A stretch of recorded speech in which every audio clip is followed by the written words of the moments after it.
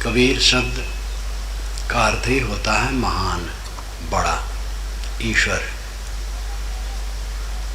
यह अरबी भाषा का शब्द है। कबीर का जन्म कहाँ हुआ ये पता नहीं। लोक कहावत के अनुसार लहर तारा तालाब पर नीरू नीमा पाए जो मुस्लिम जुलाहे थे। यदि नीरू नीमा से पैदा हुए हो तो कोई हर्ज नहीं, लेकिन अगर वो पाए तो भी कोई हर्ज नहीं। इस ढंग से पाने से लोगों में थोड़ा हतोत्साह का भाव होता है कि माँ बाप का पता नहीं, किंतु किसी के मूल्यांकन के लिए उनके माँ बाप की आवश्यकता नहीं होती, किंतु उनके गुणों, ज्ञान और आचरण की आवश्यकता होती है। मनुष्य के मूल्यांकन के मानदंड माता पिता नहीं है, जात बिरादरी नहीं है, किंतु उसके खुद ज्ञान और आचरण होते हैं। ऐसी घटनाएं दुनिया में बहुत होती हैं। सीता जी को जनक ने खेत में पाया था। यज्ञ भूमि शोधन के लिए जनक जी हल चला रहे थे। वाल्मीकि रामायण में इसकी 3 बार चर्चा आती है। सीता जी पृथ्वी से निकले, सुबह का समय था, हल चला रहे थे। जमीन बराबर करने के लिए मुहूर्त के समय राजा लोग सोने का हल थोड़ा चला देते थे। जैसे कोई तालाब खोदना हो तो बड़ा नेता आता है, 5 बार कुदारी मार देता है। ऐसे ही होता था। और जमीन तो बराबर मजदूर करते थे। हल चला रहे थे, एक कलश में एक शिशु मिला, झट से उन्होंने उठा लिया। सीता इसलिए नाम रखा क्योंकि वैदिक भाषा में हराई को सीता कहते हैं। जब हल चलाया जाता है तो मिट्टी में नाली बनती है जमीन में, उस नाली को सीता कहते हैं। वेद में कृष्ण की अधिष्ठात्री देवी भी सीता नाम से जानी जाती है। लांगल पद्धति यानी नागर चलने से जो जमीन में नाली बनती है उसको सीता कहते हैं, इसलिए सीता नाम पड़ा। महाराज राम क्षीर भोजन से पैदा किए गए, इसलिए दोनों का मजाक जनकपुरी में उड़ाया गया। जनकपुरी में जब राम जी विवाह के बाद बैठे महिलाओं के बीच में, तो गोस्वामी जी के मानस में आता है, मूल में कुछ लोग मानते ही नहीं है, प्रक्षेप है, लेकिन है बड़ा ज्वलंत। महिलाओं ने मजाक करना शुरू किया राम का, अति उदार कर तूतीदार सब अवधपुरी की बामा, खीर खाए पैदा सुत करती पति कर कछ नहीं कामा। अयोध्या की स्त्रियां बड़ी उदार हैं और चमत्कारी हैं। वे खीर खा लेती और गर्भवती हो जाती, पति की जरूरत नहीं पड़ती। तो सखी वचन सुन के रघुनंदन बोले मृद मुस्काते, आपन चाल छिपाओ प्यारी कहो आन की बातें। कोई नहीं जन्मे माता पिता बिन, बांधी वेद के नीति, तुम्हारे तो सब महिते उपजे असमरे नहीं रीति। अपनी चाल छिपाती हो, हमारी खोलती हो। माता पिता बिना कोई नहीं जन्मता है।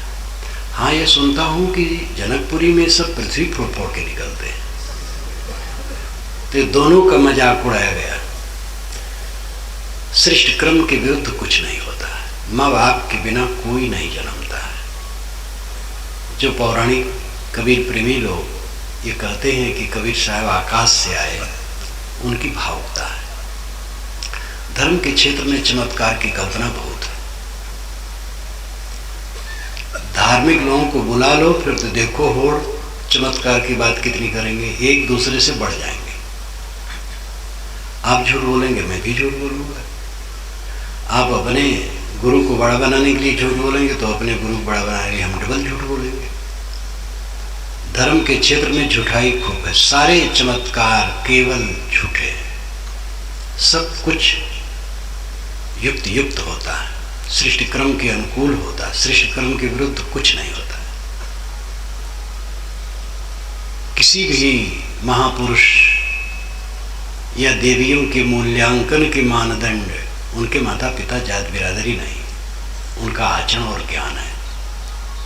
कबीर भी एक मनुष्य थे और किसी नर नारी से पैदा हुए, पाले गए नीरू नीमा। यहाँ मैंने पहले कहा था अगर उन्हीं से पैदा हुए हों तो बहुत अच्छा है, कोई हर्ज नहीं। उनके गुरु के विषय में विवाद, कौन गुरु? अधिकतम सम्मति है रामानंद स्वामी के लिए। कबीर साहब ने बीजक में जो उनका मौलिक ग्रंथ है, उन्होंने ऐसा कुछ कहा नहीं। शुरू शब्द है अंतर्ज्योति, अंतर्ज्योति शब्द एक नारी, अंतर्ज्योति अंतरात्मा को लेकर के वो उच्चारण करते हैं। अधिक इष्ट को लोग शुरू में कहते हैं। वेद शुरू होता अग्निमेले पुरोहितम यज्ञ से देव मृतजम होतारम रत्न धातवम। ऋग्वेद पहला वेद है और ऋग्वेद का ये पहला मंत्र है अग्निमेले पुरोहितम। अग्नि से शुरू होता है वेद, अंतर्ज्योत से शुरू होती है कबीर वाणी, और मन से शुरू होती है बुद्ध वाणी। तो जो अधिक जो इष्ट होता है उसको लोग शुरू में कहते हैं। कबीर अंतर्ज्योत के पक्षधर है, अंतरात्मा के गुरु मानते हैं। बारंबार गुरु की प्रशंसा है उनकी वाणी में। रामानंद स्वामी के विषय में एक पंक्ति है, रामानंद रामरस माते कहीं कबीर हम कह कह थाके। रामानंद स्वामी रामरस में माते रहे, मैं कह के थक गया, लेकिन वो नहीं समझे। इसमें निकटता और दूरी दोनों प्रतिबिंबित होती है। रामरस में कबीर भी माते थे, रामानंद भी माते थे, लेकिन दोनों फर्क था। रामानंद स्वामी परोक्ष राम के लिए माते थे और कबीर अपरोक्ष राम के लिए। प्रत्यक्ष परोक्ष अपरोक्ष ये तीन है, ध्यान दीजिए। इंद्रियों से प्रतीतमान जो कुछ है प्रत्यक्ष है, सारा संसार इसी में डूबा है, जो कि एक दिन छूट जाता है और कुछ उसका नहीं रहता। कुछ लोग इससे उपराम होते हैं, विरक्त होते हैं, तो परोक्ष में कुछ खोजते हैं, कहीं ईश्वर है, कहीं परमात्मा है, कहीं देवता है। जो मन की अवधारणा होती है और उसकी उपासना करते हैं, उससे उनके जीवन में कुछ संतोष होता है, क्योंकि प्रत्यक्ष की वस्तुओं को तो उन्होंने देख लिया, भोग करके संतोष न मिला। प्रत्यक्ष से जब वो कुछ विरक्त होते हैं और परोक्ष मन की अवधारणा में जीते हैं और इसी पवित्र कल्पना में जीते हैं, तो उनको कुछ संतोष होता है, लेकिन पूर्ण संतोष नहीं होता है। पूर्ण संतोष अपरोक्ष बोध और अपरोक्ष स्थिति में होता है। इंद्रियों का व्यापार प्रत्यक्ष है, मन का व्यापार परोक्ष है। इंद्रिय और मन दोनों का विश्राम जहाँ हो गया वो अपरोक्ष है, स्वयं है। गोस्वामी जी अलग ईश्वर मानते हैं, बल्कि वे श्री राम को ही सर्वे सर्वा मान लेते हैं। पूरे मानस में कोई आगंतुक को वह राम के सौंदर्य में मोहा देते हैं। राम के आँख, नाक, हाथ, पैर, ग्रीवा, छाती सब बड़े सुंदर हैं, लेकिन जब वे अपरोक्ष की बात कहते हैं तब कहते हैं गो गोचर जानक मन जाई, सो सब माया जान्यो भाई। देखी सुनी गुनी मन माही, मोह मूल परमार्थ नाही। जहाँ तक इंद्रिय और मन का व्यापार है, सब मोह का कारण है। तो अपरोक्ष आत्मा स्वयं, आत्मा परमात्मा कुछ को, जो दृष्टा है, साक्षी है, आत्मा है, ये अपरोक्ष है। इस अपरोक्ष में कबीर रमते थे। मृगा किनावी कस्तूरी मृग ढूंढत बनमाए, तैसे घट घट राम है दुनिया जानत नाय। राम और रहीम उन्होंने एक बात कही कि राम रहीम एक, अल्लाह राम करीमा केशव हरि हजरत नाम धराया। एक त्वचा हाड़ मलमूत्रा, एक रुधिर यज्ञूदा, एक बूंद से सृष्टि रची है, को ब्राह्मण को शूद्रा, रजोगुण ब्रह्मा तमोगुण शंकर, सतो गुड़ी हरि होई, कहीं कबीर राम रम रही है, हिंदू तुर्क न कोई। राम और रहीम का भेद कुछ नहीं। अल्लाह अरबी भाषा का शब्द है। अल और इलाह ये दो पदों को मिल करके शब्द बनता है। अल आदरणीय, इलाह पूज्य, इसका अर्थ होता है। जैसे इंग्लिश में दी, आदर के लिए दी लगाया जाता है, तैसे अरबी में आदर के लिए अल लगाया जाता है। अल आदरणीय, इलाह पूज्य।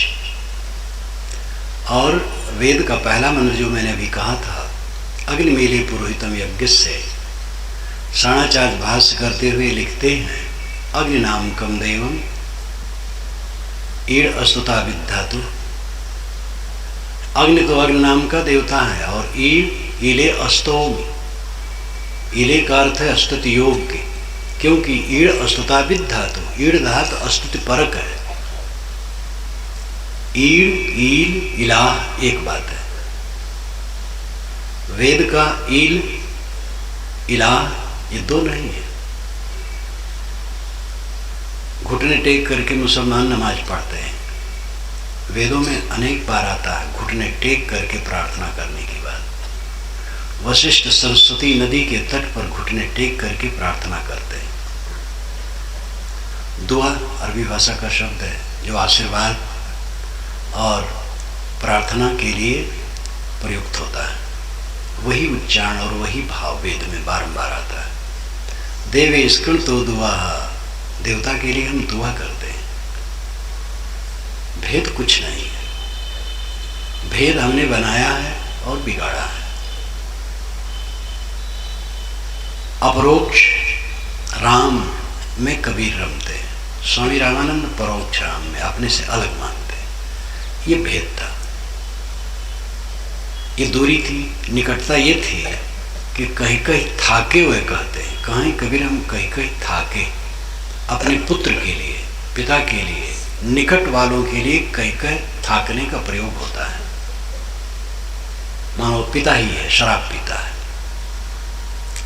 बहुत परेशानी है। कोई पूछता है लड़के से, अपने पिता को रोकते नहीं हो? पुत्र कहता है काका कि थक गया, वो मानती नहीं। लड़के के लिए भी कहा जा सकता काका कि थक गया, लेकिन नहीं सुधरता। काका के थकने का प्रयोग अपनों में होता है। इसलिए जो लोग कहते हैं रामानंद कबीर के गुरु नहीं है, वो भूल में। और जो लोग कहते हैं कि रामानंद कबीर के पूर्ण गुरु है, वो भी भूल में। कबीर के विचार और रामानंद स्वामी के विचार अलग हैं। लेकिन काशी में रामानंद स्वामी जैसा वैराग्यवान पुरुष, एक अच्छा संत, कबीर जैसे जिज्ञासु और मुमुक्ष के लिए उपयोगी रहा होगा, लाभ लिए होंगे, लेकिन विचारों का अंतर था। इसलिए स्वामी रामानंद को मर्यादा की दृष्टि से गुरु मानना बुरा नहीं। तीसरी बात गृहस्थ होने की, जैसे पांडे जी ने कहा, तो ऐसे प्रवाह है लोग कहते हैं, तो पांडे जी ने उसको दोहराया। पांडे जी का कोई दोष नहीं, ऐसा पढ़ाया जाता है। कबीर पंथ में इस ढंग का प्रयास भी अभी तक नहीं हुआ है कि सरकार से इसको बलपूर्वक पेश करे इस बात को। कबीर विरक्त संत थे, वो गृहस्थ नहीं थे। लोई नाम का कोई भी शब्द बीजक में नहीं है। लोई शब्द है, कहीं कबीर सुनो नर लोई, भुतवक पुजले भुतवा होई। लोई लोगों के लिए अन्य कवियों के शब्दों में भी, वाणियों में भी आया है। लोई उनकी पत्नी थी, भ्रमपूर्ण है। वे विरक्त संत थे। किसी महापुरुष के जीवन को समझने के लिए आंतर साक्ष्य और बाह्य साक्ष्य होते हैं। बाह्य साक्ष्य है उनकी परंपरा, आंतर साक्ष्य उनकी वाणी। कबीर पंथ बाह्य साक्ष्य है जो देश विदेश में फैला है। कोई भी शाखा कबीर पंथ की ये नहीं मानती है कि कबीर गृहस्थ थे। कबीर पंथ में एक शाखा गृहस्थ शाखा गुरुओं की है, लेकिन वे भी नहीं मानते हैं कि कबीर साहब गृहस्थ थे। अंतर साक्ष्य उनकी वाणी है, बीजक और अन्य वाणियां भी वैराग से भरी हुई है। कहते सुनते ऐसा कुछ बढ़ गया, वैसे पढ़ाई होने लगी और उसी का प्रचार हुआ। प्रचार होते होते कुछ का कुछ हो जाता है। श्री कृष्ण महाराज बहुत बड़े क्रांतिकारी पुरुष थे। ऋग्वेद के तीसरे मंडल के 96वें सूक्त में 13 से 16 मंत्रों में श्री कृष्ण की चर्चा आई है। जो वन्य जातियों के 10,000 वन्य जातियों के नायक थे, इंद्र के विरोधी थे, कर्मकांड के विरोधी थे, वैदिक कर्मकांड के विरोधी थे और महान क्रांतिकारी थे। इसका खुलासा तो पुराणों में भी आता है, इंद्र कृष्ण युद्ध को लेकर के। सर राधा कृष्णन ने इंडियन फिलॉसफी में इसको इसी ढंग से रखा है। साणाचार्य ने अपना भाष्य करते हुए वेद का, उन्होंने भी इसी ढंग से रखा है। वेद क्या कहते, जो मेरी पुस्तक है, इन दोनों महापुरुषों को मैंने उद्धृत किया है।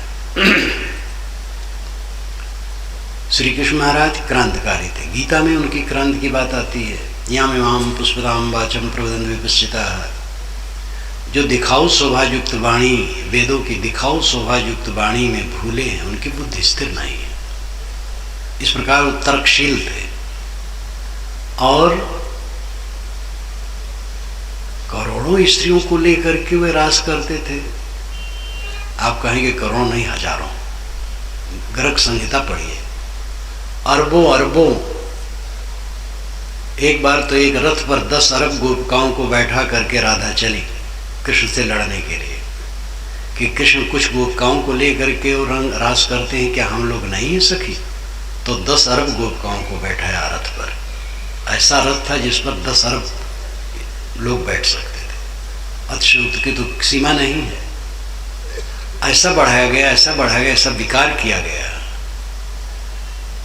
जब मेरा एक लेख छपा श्री कृष्ण पर, अयोध्या के पंडितों ने पढ़ा तो बहुत खुश हुए, कहे ऐसा तो हम लोग सोचे ही नहीं थे। कृष्ण के साथ रास को जोड़ना बिल्कुल अनर्थ है, कभी उन्होंने रास नहीं की। श्री कृष्ण जब 85 वर्ष के थे तब युधिष्ठिर का राष्ट्रीय यज्ञ हुआ है। उस यज्ञ में शिशुपाल, जो श्री कृष्ण का फूफेजात भाई था और जबलपुर का था, चेद देश जबलपुर क्षेत्र है, उसने गाली दी है श्री कृष्ण को, बहुत गालियां दी है। उसी के बाद उन्होंने उसको मारा है। लेकिन ये नहीं कह सका है कि कृष्ण रसिया है। कृष्ण के 85 वर्ष की उम्र में भी उनको कोई रसिया नहीं कह सका है। आगे चल करके रसिया कह कर कितना विकार किया गया है कि हद हो गया है। श्री राम एक पत्नी व्रती है, पूरे वाल्मीकि रामायण में एक पत्नी व्रती है। जब भरत आते हैं तो दशरथ का मरण सुन करके व्याकुल हो जाते हैं। तो फिर पिताजी ने कुछ कहा, कैकेयी से कहा।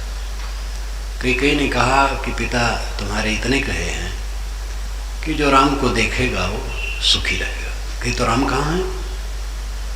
तो कहे वो तो जंगल चले गए। क्यों?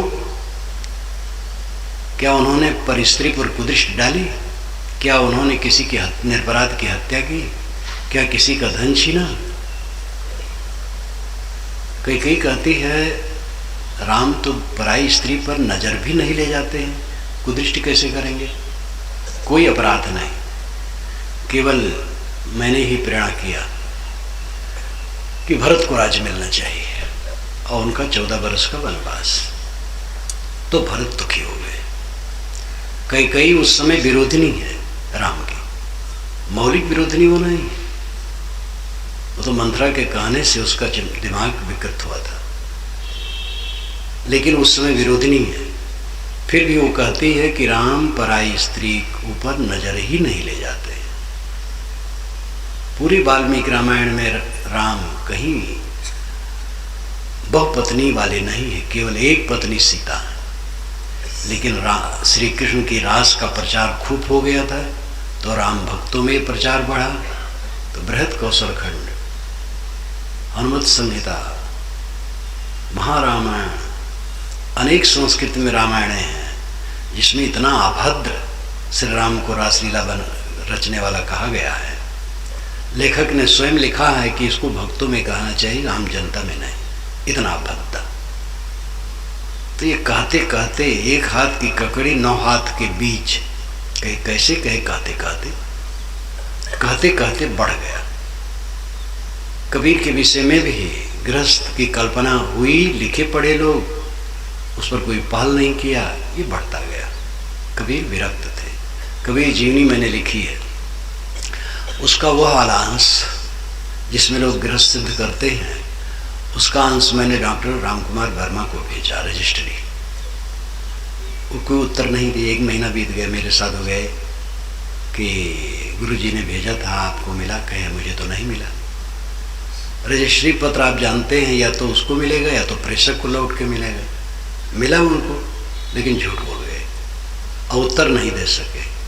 जब मिले भी तो सिर झुकाए रहे। ऐसा फुहर फुहर उन्होंने लिखा है, गलत।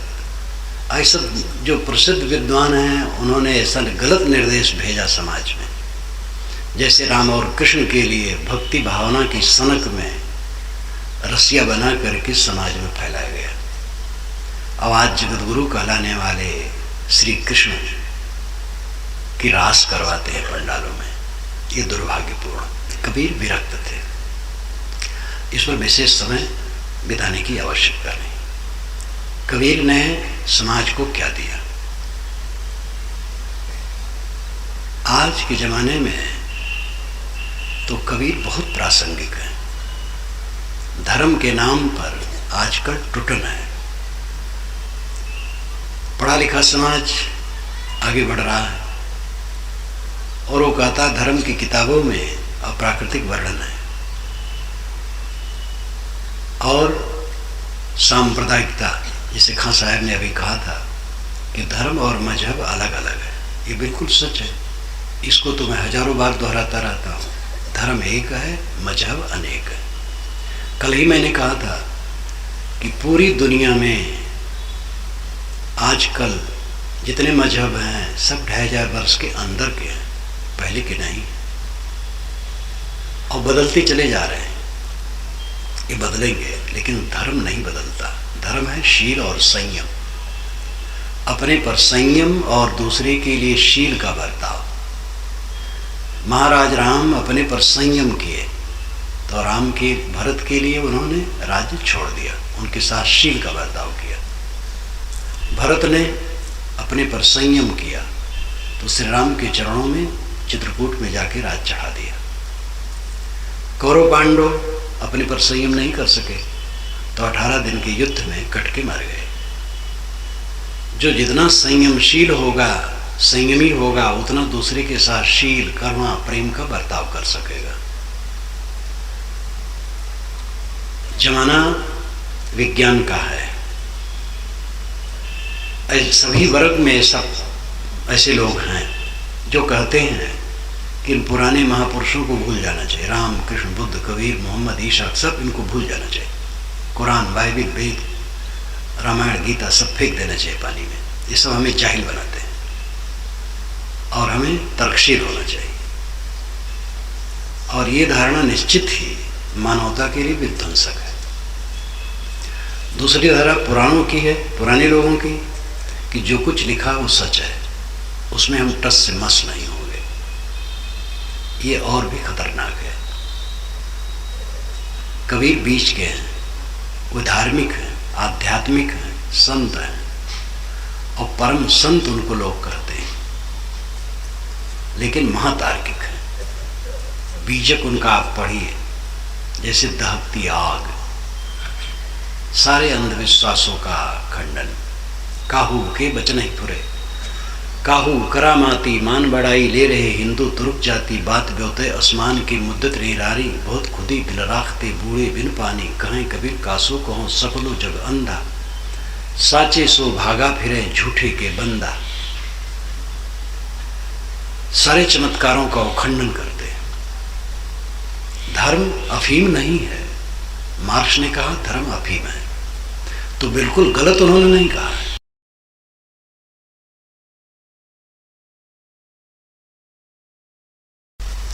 अफीम है। हमारा महापुरुष ईश्वर का अवतार है या संदेश वाहक है, उसी के थ्रू स्वर्ग और मोक्ष मिलेगा, और उसकी जो किताब है उसके थ्रू मिलेगा, और उसके मजहब के थ्रू मिलेगा, दूसरे से नहीं मिलेगा। ये सब की धारणा है। सारे मत मजहबों में आप जाकर के देखिए तो उनके गुरु जो हैं या अगुआ, वो ईश्वर के या तो अवतार हैं या ईश्वर द्वारा भेजे गए हैं। तब जब ईश्वर के अवतार और भेजे गए हैं तो उन्हीं द्वारा तो कल्याण होगा, दूसरे से कैसे होगा। लेकिन आश्चर्य यह है कि हम कहते हैं नहीं हमारा अवतार सही, वो कहते नहीं हमारा अवतार सही, वो कहते हैं हमारा पैगंबर सही, वो कहते हैं हमारा पैगंबर सही। और इसमें खूब मुख्य अव्वल है। हमारी किताब आकाश से आई, जबकि सारी किताबें मनुष्य बनाता है। चारों वेदों में कहीं नहीं लिखा है कि ये एक मंत्र भी कहीं आकाश से आया है। सारी ऋचाओं पर ऋषियों के नाम हैं जो उनके रचयिता हैं। दुनिया की सारी किताबें मनुष्य की रचनाएं हैं। दुनिया के सारे मजहब मनुष्य के बनाए हैं। दुनिया के सारे महापुरुष केवल मनुष्य हैं। ये जब तक न स्वीकारा जाएगा, सांप्रदायिकता का जहर खत्म नहीं हो सकता। स्वर्ग और मोक्ष अपनी डिबिया में बंद करके इन संप्रदायों ने रखा है, जो महाझूठ है। इस झूठ को उन्होंने आज से 550 वर्ष पूर्व काशी में ललकारा। उधर पंडित खुद बैठे थे, उधर मुल्ला, दोनों को डरे नहीं। आग से वो खेले और उनका साहस कि दिन दिन जितना बढ़ रहा है पूरी दुनिया में वो चमक रहे हैं। कबीर को लिया जाए, उनके विचारों को लिया जाए तो पुरानी और नई पीढ़ी दोनों को वो जोड़ते हैं। नयों में जो उन्माद है, अध्यात्म को छिन्न करने की चेष्टा, और पुरानों में जो उन्माद पुराना है, वो दोनों को दूर करके शुद्ध चिंतन का रूप कबीर के विचार देते हैं। चमत्कार धोखा है। बाबा कई सौ वर्ष के हैं, आकाश में उड़ते हैं, जो चाहे कर सकते हैं, पुत्र दे सकते हैं, धन दे सकते हैं, रोग काट सकते हैं। अमुक महात्मा, अमुक पैगंबर, अमुक अवतार इतने दिन जिए, ऐसा आकाश में उड़े, ऐसा किए, वैसा किए। अमुक सिद्ध योगी इस तरह के किए। जब वो चले, एक भक्त चले जब नंगे पैर, तो पृथ्वी ने काटा कंकड़ों को अपने अंदर कर लिया, क्योंकि भक्त को गड़ जाएगा। चाहे कितने बड़े भक्त हो, पृथ्वी के ऊपर काटे कंकड़ जो रहेंगे सब वैसे रहेंगे। भक्त और संत न संभालेंगे तो उनके पैर में भी गड़ जाएंगे। लेकिन धर्म की किताब में सब लिखा है। तर्कहीन बातें, युक्तिहीन बातें, सृष्टि क्रम विरुद्ध बातें जितनी हैं, सब का सब छल कपट पूर्ण है। और धर्म के नाम पर ये खूब चलता है। अगर आप झूठ बोलने की प्रतियोगिता आयोजित करना चाहें तो धार्मिकों को बुला लें, एक से एक झूठ बोलेंगे आगे बढ़ करके। एक ने कहा मेरे आंगन में एक सरसों का पेड़ है, जब पूर्वी हवा चलती है तो पश्चिम तरफ 100 मन सरसों झड़ जाता है, और जब पश्चिमी हवा चलती है तो पूरब 100 मन सरसों झड़ जाता है। एक ने कहा मेरे आंगन में एक मिर्चा का पेड़ है, उसमें इतना बड़ा मिर्चा है कि एक नदी पर रख दिया गया है, दोनों तटों पर, उसी पर गाड़ी घोड़ा टमटम ट्रक सब चलता है, वो मिर्चा ही पुल बन गया है। एक ने कहा मेरे एक कमरा है, जब सृष्टि का प्रलय होता है तो सब जानवर के जोड़े एक एक उसी में रख लिया जाता है, जब सृष्टि करना होता तो निकाल करके कर दिया जाता है। दूसरे ने कहा हमारे पास एक बांस है, जब चाहते बादल को खोद देते पानी बरसने लगता है। कि वो बांस कहाँ है? कहीं तुम्हारे कमरे में रखा है। हम एक झूठ बोलेंगे, आप दो झूठ बोलेंगे। धार्मिक समाज में झूठ बोलने छूट है, लेकिन ये सब झूठ समाज को दिग्भ्रमित करते हैं। कबीर साहब इसके विरोधी है। अलौकिकता नाम की कोई चीज नहीं है, सब कुछ लौकिक है। सब कुछ तर्कपूर्ण और युक्त युक्त है, सृष्टि कर्म के अनुकूल होता है, सृष्टि कर्म के विरुद्ध कुछ नहीं होता है। मोक्ष और स्वर्ग संप्रदाय की बपौती नहीं है। स्वर्ग है अपने में लौट आना, स्वर्ग स्वर्ग। अपना मन भटकता है, अंतर्मुख हो जाए, ये स्वर्ग है। नरक है मन की मलिनता। वैकुंठ है विकुंठ, कुंठारहित हो जाना, कॉम्प्लेक्स फ्री, निर्मल मन, ये वैकुंठ है। मोक्ष मोह का क्षय, ये अपने परिश्रम का परिणाम है। गुरु आदेश देता है, परमात्मा हमारा सब काम कर देगा, गुरु कर देंगे, ये बहानेबाजी से काम नहीं चलेगा। हम और आपने अपने अंदर में कटीली झाड़ियां पैदा की हैं, उन झाड़ियों को हमें ही काटना पड़ेगा, कोई नहीं काट देगा। न ईश्वर काट देगा, न गुरु काट देंगे। ईश्वर तो परोक्ष हमारी कल्पना है, गुरु सामने है, वो भी केवल रास्ता बताएगा। ईश्वर की आप कितनी कृपा चाहते हैं? ये पूरा विश्व प्रपंच ही मानो ईश्वर है।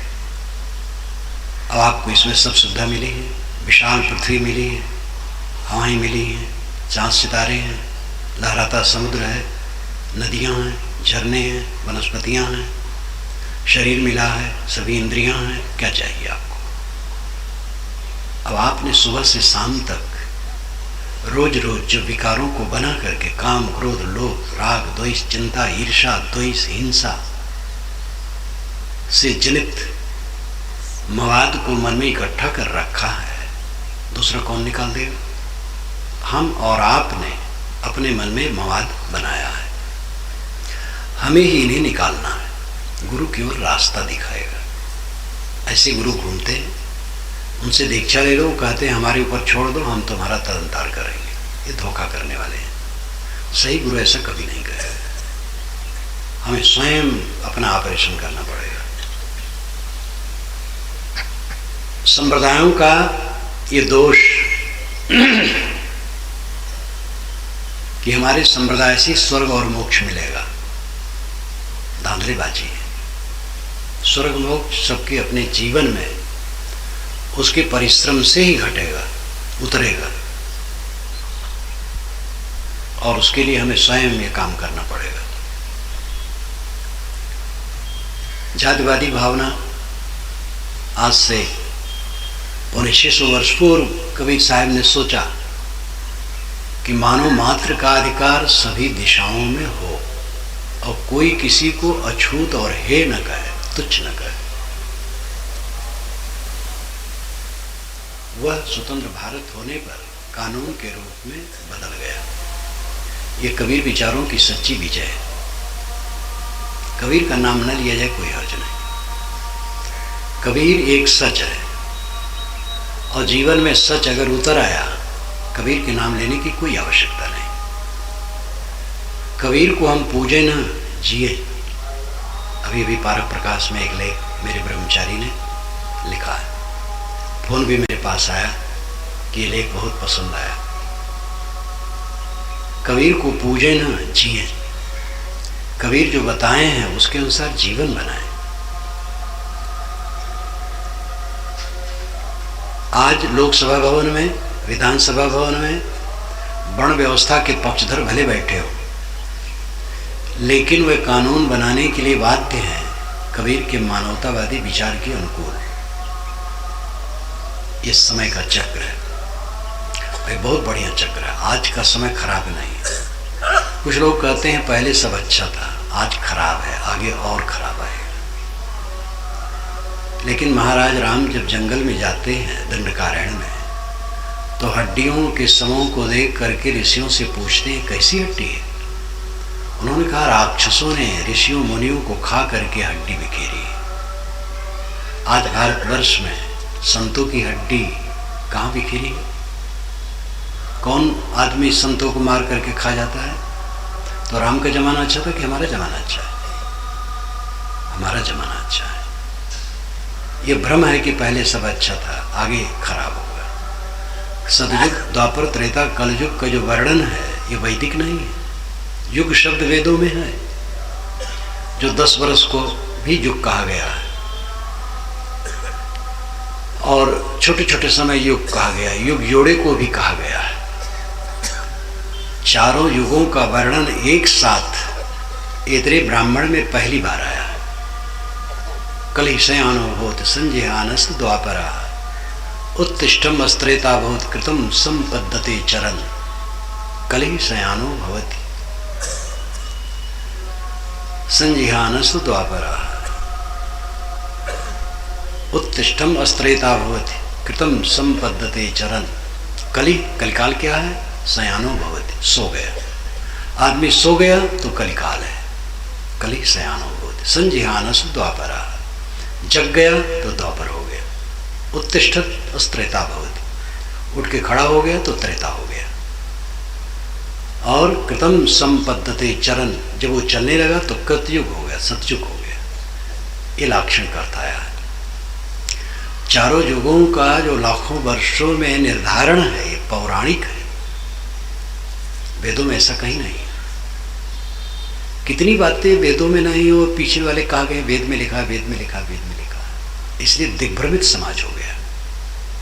गोस्वामी जी ने कहा कि श्री राम की कथा चारों वेदों में व्याप्त है, श्री राम का नाम जप चारों वेदों में व्याप्त है। चारों वेदों में एक जगह श्री राम की कथा नहीं, एक लाइन में भी नहीं। राम नाम जप की महिमा क्या, राम नाम जप की चर्चा भी नहीं है। मैं आपको बताऊं, वाल्मीकि रामायण में भी राम नाम की चर्चा एक जगह भी नहीं। राम नाम का जप तो 1000 वर्षों से शुरू हुआ है। तो वेदों में कितनी ऐसी बातें हैं जो नहीं है और कहते हैं। जैसे वेद में अधिकार ब्राह्मणों का है, थोड़ा थोड़ा क्षत्रिय और वैश्यों का है, बाकी का नहीं है। इसमें लोग बैठे हैं, पांडे जी अपने नाम से, सरनेम से प्रसिद्ध हैं, इसलिए ब्राह्मण हैं, ये वेद पढ़ सकते हैं। आप साहू लोग नहीं पढ़ सकते। इसमें ज़्यादा साहू होंगे और लोग होंगे। लेकिन चारों वेदों में मैंने एक लाइन कहीं नहीं देखी है जिसमें ये लिखा हो कि वेद पढ़ने कौन अधिकारी है। मानव मात्र अधिकारी। मनुर्भव जनया दिव्यम जन्म, ये वेद में आता है। मनुष्य बनो और दिव्य जन समाज पैदा करो। चारों वेदों में मैंने छुआछूत का नाम कहीं नहीं पढ़ा है। समानी प्रभा सहोन भागा, ये पढ़ा है। ये वेद का मंत्र है। हमारी प्रभा पौशाला एक हो और एक साथ हम भोजन लें।